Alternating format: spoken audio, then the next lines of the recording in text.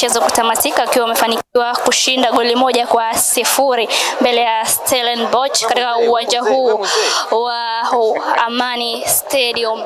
Na Baraza Hamza Spana.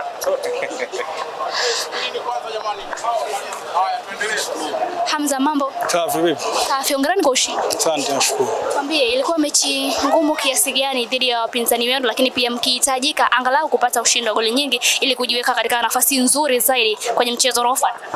Mechi ilikuwa ngumu, umejiandaa vizuri sababu hatua hii ni ngumu. Kila mtu amejiandaa kupata matokeo ili kwenda finali.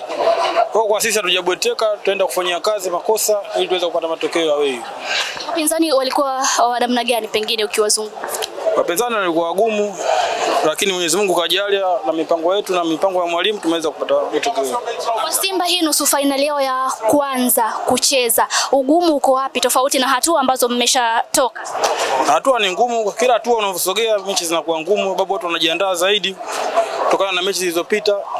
Kwa hatua hii ni ngumu, tunamshukuru Mwenyezi Mungu lakini tupata matokeo. Swali la mwisho, watu pengine kitu pekee ambacho kinaweza kumpeleka Simba kwenye hatua inayofuata aidha kutokuhusu bao ama kuongeza bao zaidi tarehe 27. Umecheza na unaona performance ya safu ya ushambuliaji ya timu hii.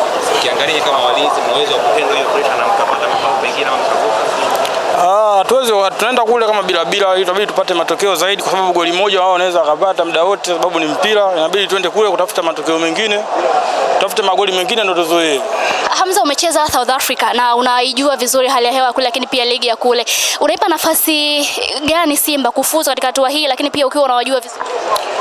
Leo ni ngumu na hisi viongozi pia wanaelewa. Na hisi tena mapema kujiandaa vizuri.